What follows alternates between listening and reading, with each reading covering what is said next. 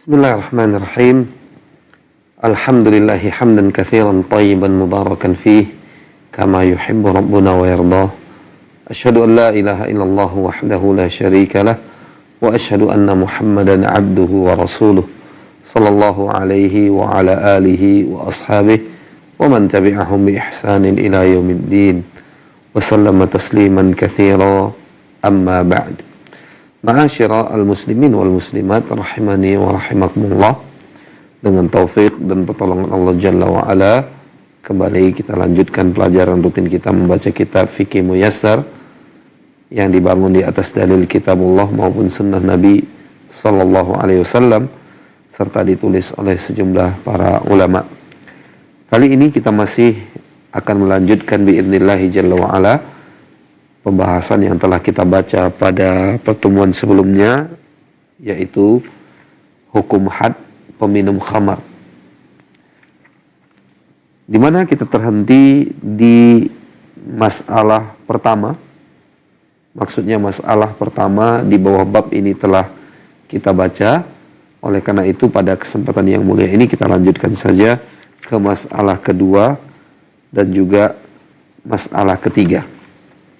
Ya, penulis rahimahumullah mengatakan al-mas'alatu ats-tsaniyah haddu syaribil khamri wa syurutuhu wa bima yathbut.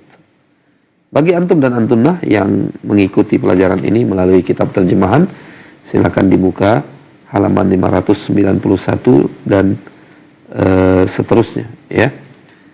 Halaman 591 dan seterusnya. Yaitu had peminum khamar, syarat-syarat dan pembuktiannya. Jadi di sini ada beberapa poin yang akan dibawakan oleh penulis. Pertama adalah had peminum khamar. Penulis rahimahullah mengatakan di sini had syarib al-khamri al-jild wa miqdaruhu arba'una jaldah au jildah wa miqdaruhu arba'una jaldah wa yajuzu an yablugha thamanina jaldah wa dhalika raji'un li ijtihadi al-imam yaf'alu az-ziyada 'inda al-hajati ilayha yaf'alu az-ziyada 'inda al-hajati ila dhalik. Kata penulis rahimahumullah di sini, batasan had atau hukum had yang diterima oleh peminum khamar yaitu berupa cambukan, ya, dan jumlahnya adalah 40 kali cambukan. Jumlahnya adalah 40 kali cambukan dan boleh sampai ke batas 80 kali cambukan. Dan yang demikian itu kembali kepada keputusan seorang imam atau hakim. Ya, maka sang hakim bisa memberikan tambahan dari 40 cambukan hingga ke 80 cambukan indal hajati ila dhalik, apabila sang hakim tersebut melihat tambahan itu diperlukan. Idza admana nasu al-khamr,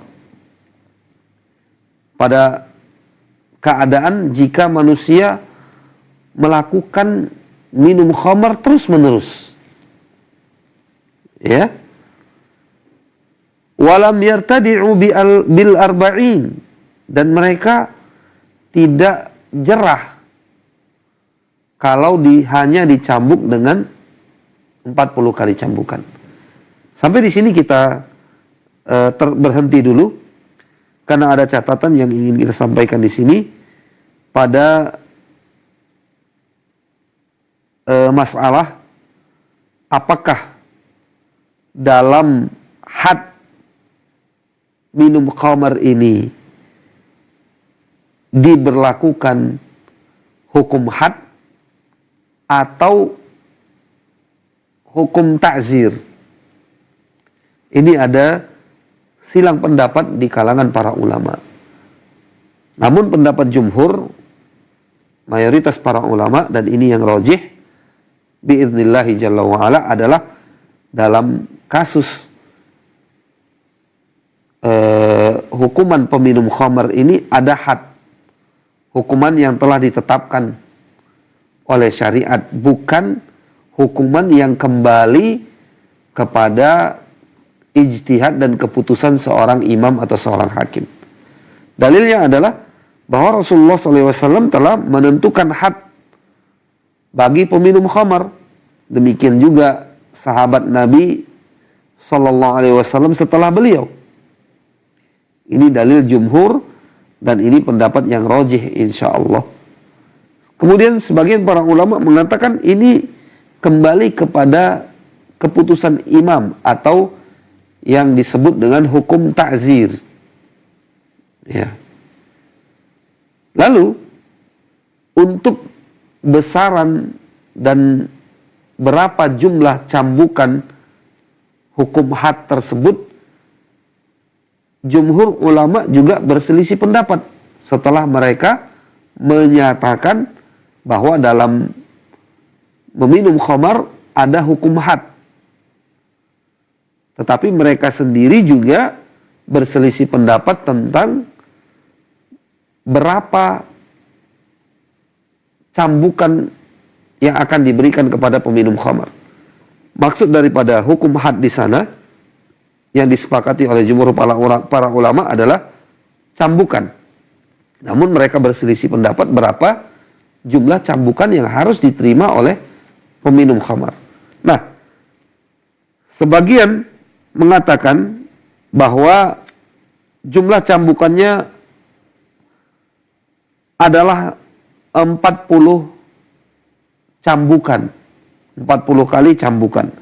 Dan ini adalah pendapat Asy-Syafi'i dan juga Al-Zahiriyah serta sebuah riwayat daripada Imam Ahmad rahimahullahul jami'. Kemudian pendapat yang kedua adalah pendapat ulama yang mengatakan cambukannya adalah sebanyak 80 kali. Dan ini adalah pendapat para pengikut Imam Abi Hanifah dan juga Imam Malik, ya, serta riwayat daripada Imam Ahmad. Kedua pendapat ini tentunya punya argumentasi masing-masing. Ya. Adapun yang rajih wallahu taala alam adalah pendapat yang menggabungkan dua pendapat tadi, di mana sebagian ulama menggabungkan dua pendapat tadi dan berkata bahwa had peminum khamar itu sebanyak 40 kali cambukan, namun bisa saja lebih dari itu jika manusia memang melihat dan menyepelekan khamar. Ya. Jika manusia menyepelekan khamar, maka sang imam atau sang hakim bisa melakukan tambahan hukuman cambuk hingga 80 kali cambukan, sebagaimana itu dilakukan oleh Umar bin Khattab radhiyallahu taala anhu ketika akhir hayat beliau. Manusia terlihat marak, ya, meminum khamar, lalu beliau melakukan hal demikian, yakni melakukan hukuman dera atau cambuk kepada peminum khamar sebanyak 80 kali cambukan. Wallahu taala alam. Ya. Kemudian kita lanjutkan apa yang dipaparkan penulis di sini. Ya.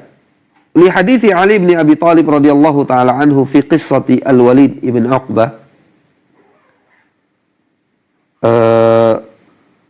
Jalada Nabi sallallahu alaihi wasallam 40 wa Abu Bakar 40 wa Umar thamanin wa kullun sunnatun wa hadha ahabbu ilai. Maksudnya Ali radhiyallahu taala anhu lebih menyukai dan memilih cambukan 40 kali kepada peminum khamar. Kemudian penulis mengatakan oleh hadithi Anasin radhiyallahu taala anhu anna Nabiy sallallahu alaihi wasallam kana anna Nabiy sallallahu alaihi wasallam kana yadribu fil khamri bin ni'ali wal jaridi arba'in. Adalah Rasulullah sallallahu alaihi wasallam ya memberikan hukuman kepada peminum khamar dengan pukulan menggunakan alas kaki atau dan juga pelepah kurma sebanyak 40 kali. Tapi seperti yang dijelaskan tadi, ya, merupakan pendapat yang menggabungkan antara 40 cambukan dan 80 cambukan, yaitu adanya keputusan imam yang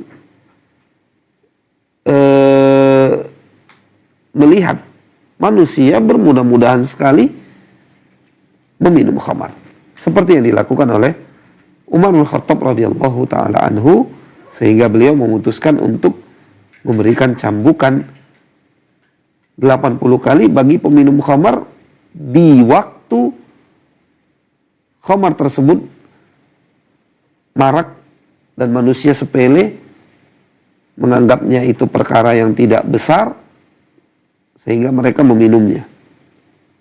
Ya. Kemudian poin yang kedua,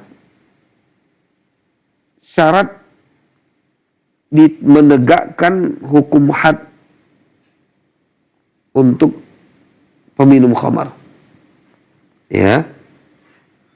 Kata penulis di sini, yustaratu li iqamatil haddi 'ala sakrani syurutun wahi.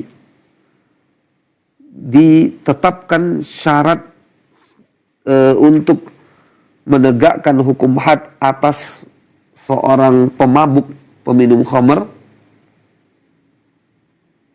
Syarat-syarat sebagai berikut. Pertama, an yakuna musliman. Ya.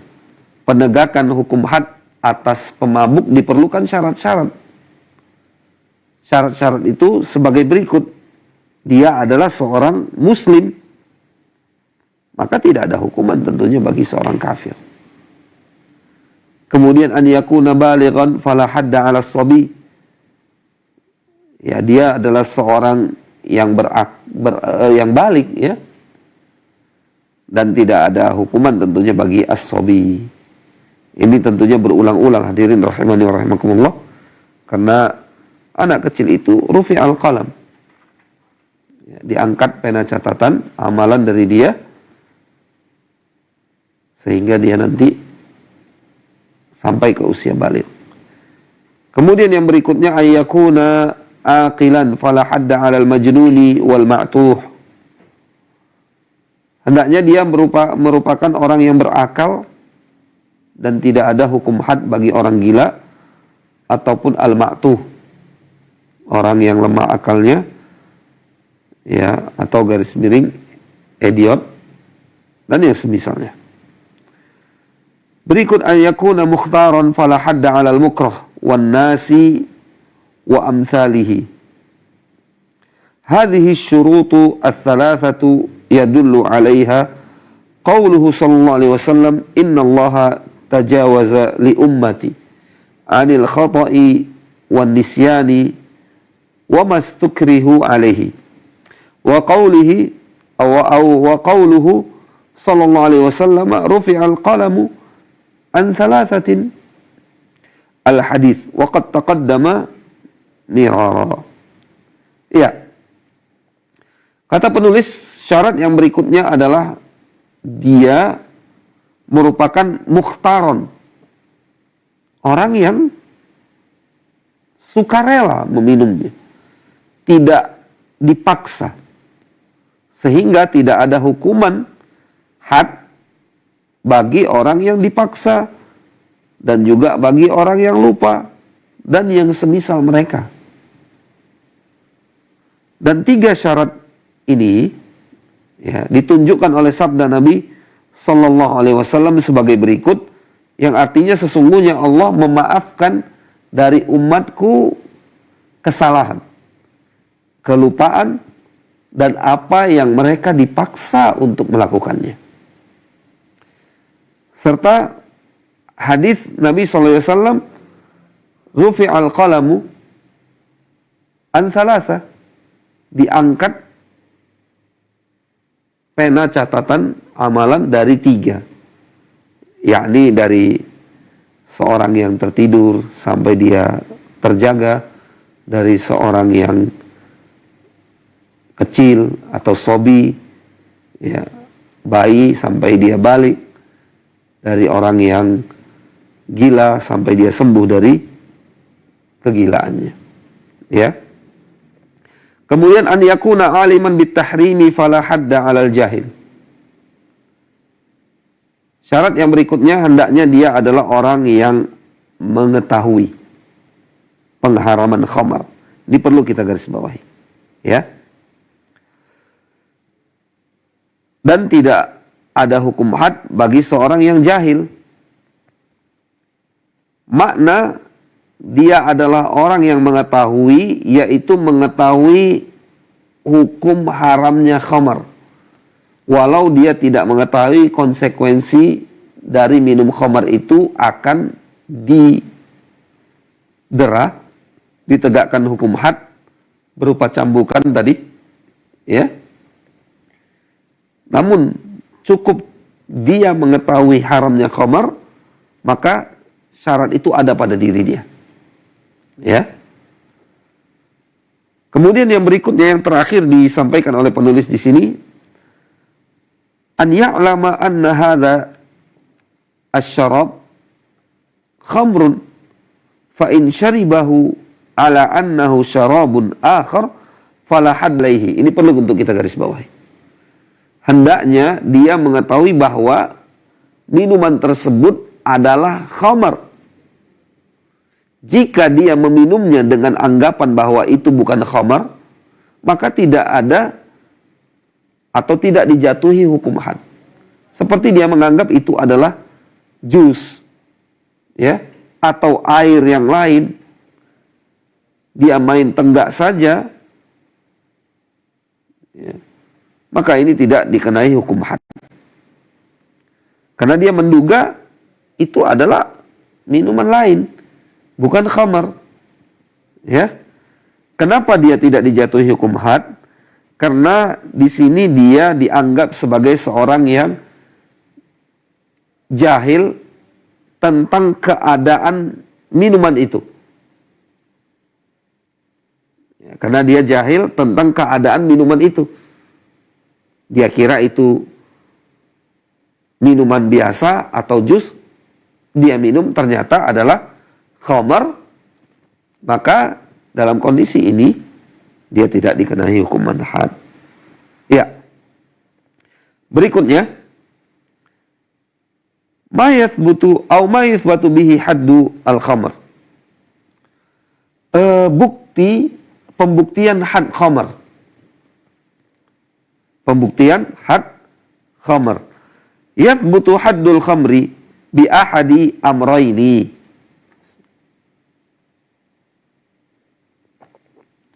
Had khamar dibuktikan dengan satu dari 2 cara berikut. Artinya, kalau sudah ada satu bukti, maka tidak harus ada bukti yang lain. Ya. Yang pertama, al-iqraru bisyurbi ka'an yuqir wa ya'tarif bi annahu syaribal khamra mukhtaran. Adanya pengakuan, dan ini bukti yang paling kuat, kata para ulama. Pengakuan ini. Seperti apa bentuk pengakuan itu? Seperti si peminum mengatakan dan mengakui dia meminumnya, ya. Mengakui dengan secara sukarela, tidak terpaksa maksudnya. Kemudian yang kedua, adanya al-bayyinah, bukti dengan kesaksian. Bukti dengan kesaksian dua orang laki-laki yang adil, muslim, ya. Kalau tidak ada bukti berbentuk pengakuan dari si peminum khamar, tapi ada al-bayyinah, bukti yang kedua ini, apa itu bentuknya? Syahadatu rajulaini adlain, kesaksian dua orang laki-laki yang adil dan muslim. Ya. Walaupun kata para ulama mereka ini tidak melihat kedua-duanya, maksudnya tidak melihat pelaku meminum khamar, melainkan hanya salah seorang di antara mereka yang melihat si pelaku minum khamar, adapun yang lain hanya melihat orang ini muntah. Maka persaksian ini akan dianggap. Ya, apa dalilnya? Dalam Sahih Muslim ada sebuah kejadian, yakni didatangkanlah seorang yang sedang mabuk kepada Utsman bin Affan radhiyallahu taala anhu. Orang ini sudah meminum khamar dan pada saat dia minum itu dilihat atau disaksikan oleh pembantunya Utsman bin Affan radhiyallahu taala anhu, dan juga disaksikan oleh seorang laki-laki lain dari kalangan kaum muslimin. Nah, adapun pembantunya Utsman bin Affan radhiyallahu taala anhu ini bernama Humran. Dia melihat langsung laki-laki itu minum khamar. Namun saksi yang kedua tidak melihat langsung. Ya. Tetapi saksi kedua ini melihat dia muntah. Si peminum khamar itu muntah. Nah, Utsman bin Affan radhiyallahu taala anhu yang ketika itu juga hadir bersamanya Ali bin Abi Thalib radhiyallahu taala anhu berkata, sesungguhnya dia tidaklah muntah kecuali setelah meminum khamar. Oleh karenanya Utsman bin Affan radhiyallahu taala anhu memerintahkan laki-laki ini untuk dijatuhi hukuman had berupa cambukan. Dan perlakuan Utsman bin Affan radhiyallahu taala anhu ini tersebar di kalangan para sahabat Nabi sallallahu alaihi wasallam dan tidak ada yang mengingkarinya di antara sahabat tersebut radhiyallahu taala anhum ajma'in. Ya. Kemudian kita masuk kepada masalah yang ketiga, hukmu al-mukhaddirat wal ittijaru biha. Hukum narkoba dan perdagangannya. Ya. Wa yuqsadu bil mukhaddirat ma yughshal aqlu wal fikr. Atau ma yaghsha al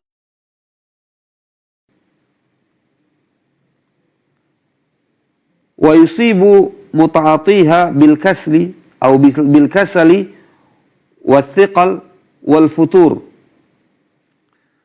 min al banj wal afyun wal hashish wa nahwiha.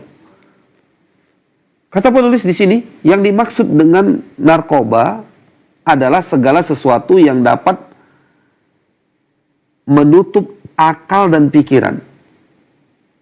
Nah, ini perlu kita garis bawahi. Karena pada pertemuan sebelumnya kita telah temukan penjelasan para ulama bahwa narkoba itu mengambil hukum khamar karena adanya kesamaan ilat, yaitu kedua-duanya muskir. Ada ilatnya iskar. Kedua-duanya memabukkan. Makanya narkoba mengambil hukum khamar. Ya. Namun kita baca di sini, yang dimaksud dengan narkoba di sini adalah segala sesuatu yang dapat menutup akal pikiran dan mengakibatkan penggunanya malas, lemah, dan loyo.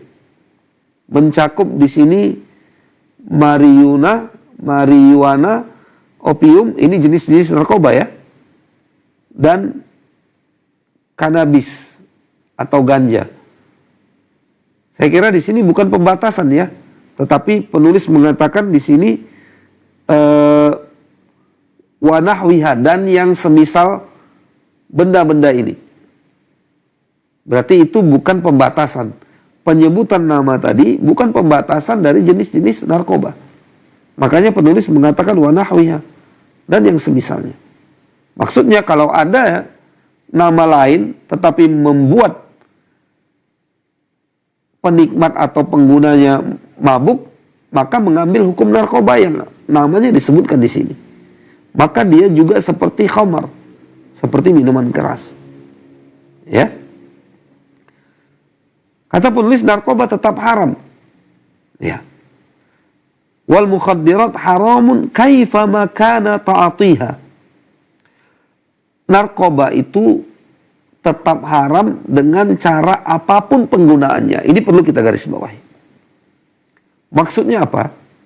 Baik digunakan dengan cara dimakan, diminum, disuntikkan, dihirup, atau dengan cara apapun. Ya. Maka narkoba itu tetap haram. Berdasarkan hadis Aisyah radhiyallahu taala anhu, bahwasanya Rasulullah SAW bersabda, ya, hadis ini riwayat muttafaqun alaihi, dikeluarkan oleh Al-Imam Al-Bukhari dan juga Imam Muslim, yang lafadznya berikut: kullu syarabin askara fahuwa haram. Semua atau seluruh minuman yang memabukkan adalah haram hukumnya. Dan berdasarkan hadis Ibnu Umar radhiyallahu taala anhuma, bahwasanya Rasulullah SAW bersabda, kullu muskirin khamrun wa kullu muskirin haramun. Setiap yang memabukkan adalah khamar, dan setiap yang memabukkan adalah haram. Ini harus kita garis bawahi, karena hadis ini telah disampaikan pada pertemuan sebelumnya oleh penulis. Perlu kita garis bawahi keumuman lafadz muskirin ini. Dan hadis ini dikeluarkan oleh Imam Muslim. Kullu muskirin, setiap yang memabukkan. Ini umum sekali lafadznya kata para ulama. Masuk ke dalamnya adalah minuman keras, khamar, apalagi narkoba. Ya, karena pengaruh narkoba terhadap hilang bahkan rusaknya akal itu jauh lebih besar ketimbang pengaruh yang ditimbulkan oleh khamar, minuman keras. Intinya dalam lafadz muskirin, setiap yang memabukkan, kullu muskirin, setiap yang memabukkan adalah khamar, masuk ke dalamnya narkoba. Ya. Sebagaimana yang dikatakan tadi, narkoba jauh lebih merusak ketimbang khamar. Ya, merusak akal, merusak badan, dan juga merusak agama tentunya. Kemudian wali'idhami khatari hadhihi al-mawaddi al-mukhaddirah wa shiddati ifsadiha wa fatkiha bi syababil ummati wa rijaliha wa syughlihim an ta'ati rabbihim wa jihadi a'daihim wa ma'ali al-umur. Lalu penulis mengatakan di sini, dan ini perlu untuk kita simak baik-baik. Ya. Di samping karena besarnya bahaya di balik narkoba, serta kerusakannya yang besar, banyak anak-anak muda dan orang-orang dewasa dari umat ini yang rusak karenanya. Membuat mereka lupa, membuat mereka melupakan ibadah kepada Allah, melupakan jihad melawan musuh-musuh Allah, dan perkara-perkara luhur lainnya. Ya. Ini perlu untuk kita renungkan sekali. Karena narkoba ya sudah sangat banyak sekali, khususnya dari kalangan anak-anak muda, dan tidak menutup kemungkinan orang-orang tua yang menggunakannya, bahkan sampai ke pelosok-pelosok negeri ini. Nas'allahu as-salama wal afiyah. Ya. Ini perlu untuk direnungkan baik-baik. Kemudian yang menarik dari alinea ini, sebelum kita pindah kepada poin yang kedua, yaitu hukum menjual narkoba. Kata Syekhul Islam Ibnu Taimiyah rahimahullah, bahwasanya narkoba ini akan mewariskan,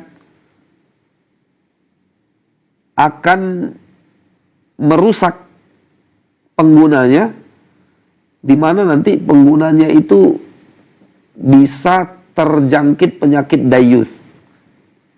Dayuth itu artinya dia tidak lagi punya kecemburuan terhadap pelanggaran agama yang dilakukan oleh anggota keluarganya yang wanita, istrinya kah, atau anak perempuannya kah, dan yang lain-lainnya. Ya.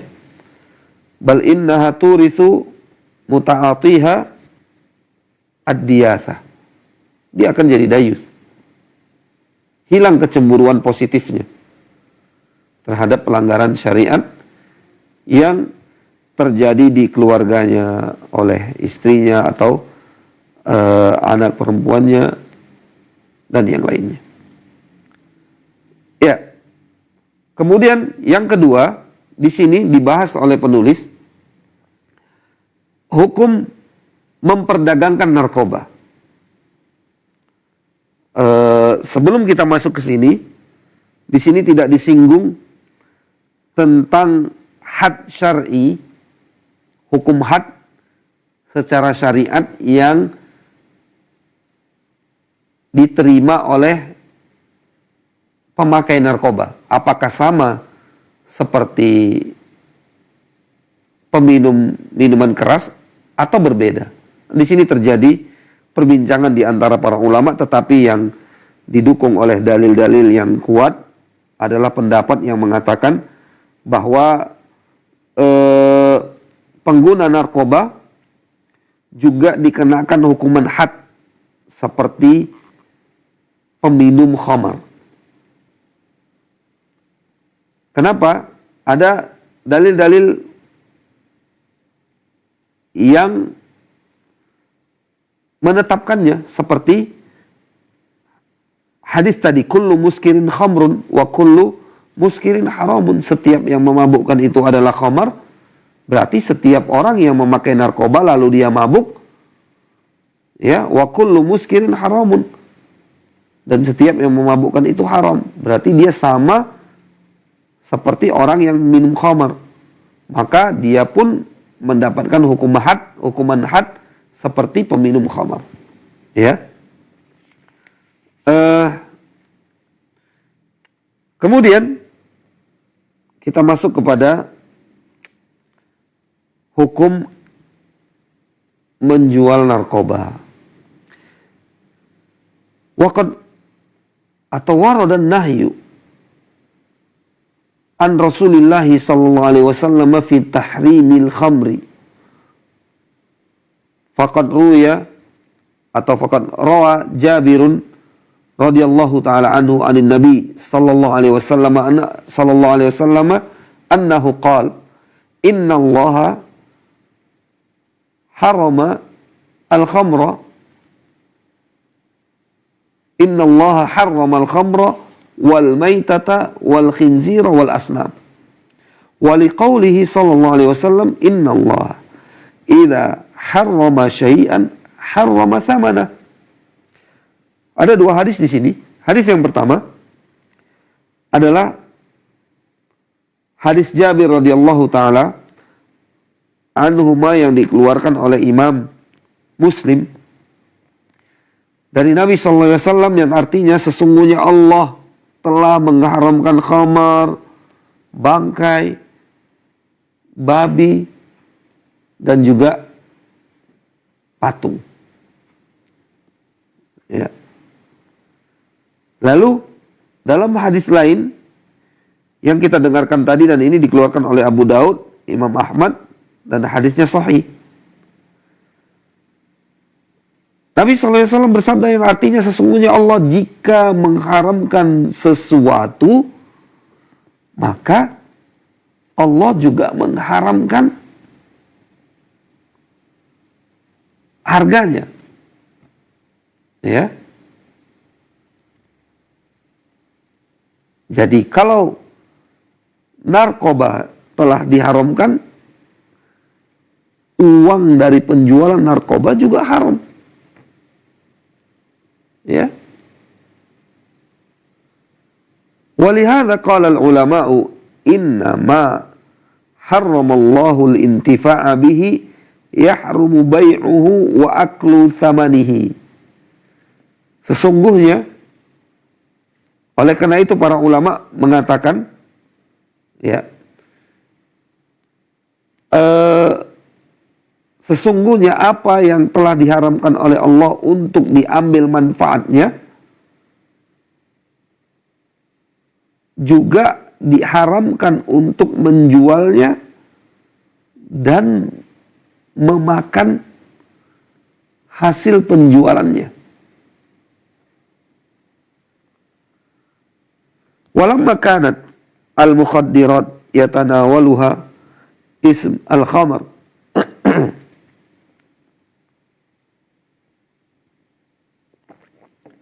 fa inna nahya an bai'il khamri yatanawalu hadhihi al-mukhaddirat syar'an fala yajuzu bai'uha idzan wa yakunul malul muktasab min al-ittijari biha harama. Maka penulis di alinea terakhir ini adalah sebuah kesimpulan. Ketika narkoba tercakup dalam khamar, artinya narkoba itu hukumnya sama dengan khamar, maka larangan dari menjual khamar juga mencakup sebagai larangan dari menjual narkoba secara syariat. Maka oleh karena itu tidak boleh menjualnya, dan hasil penjualan dari narkoba itu hukumnya haram. Ya.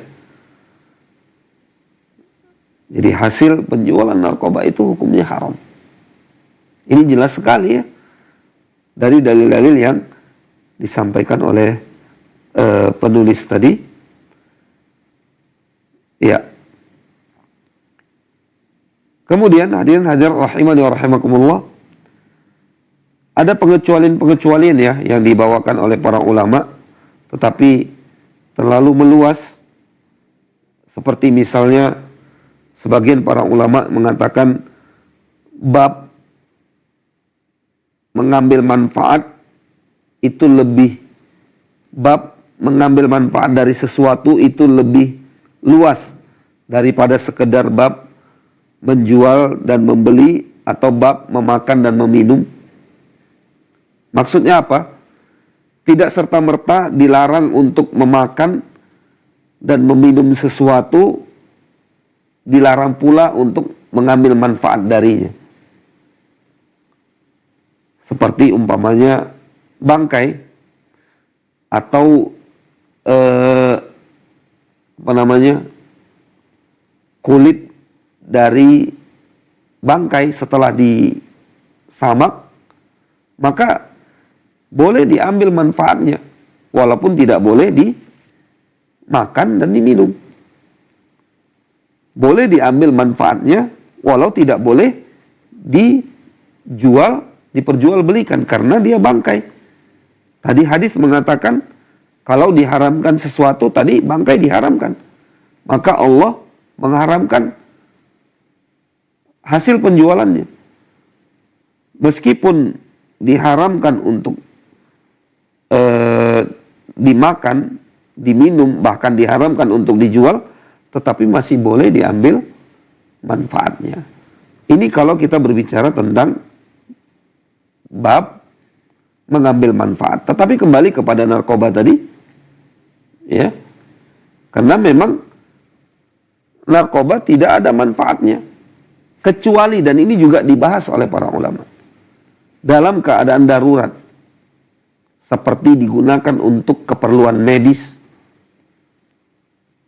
maka itu masuk kategori darurat, ya, yang telah ditentukan porsinya, yang harus diambil sesuai dengan kebutuhan. Nah, ini dalam keadaan darurat, ya. Baik, ini yang dapat kita sampaikan pada kesempatan kali ini. Lebih dan kurang mohon maaf, mudah-mudahan bermanfaat. Wallahu ta'ala a'lam, wa sallallahu wasallam wa baraka wa an'am ala nabiyina Muhammad wa ala alihi wa sahbihi ajma'in, walhamdulillahi rabbil alamin.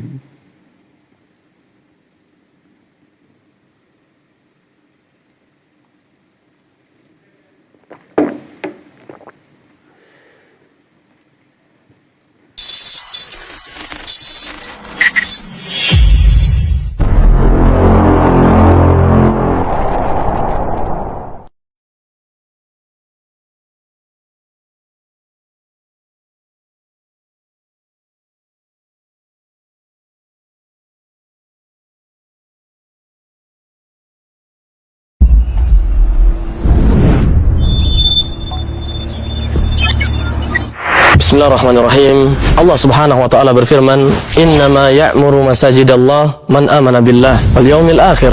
Yang memakmurkan, mendirikan rumah-rumah Allah hanyalah orang-orang yang benar-benar beriman kepada Allah dan hari akhir. Dan kita melihat, alhamdulillah, Masjid Al-Hijrah di Markas Sunnah Nusantara Pekanbaru termasuk yang makmur dengan kajian para penuntut ilmu yang menghafalkan Al-Quran. Dan kita lihat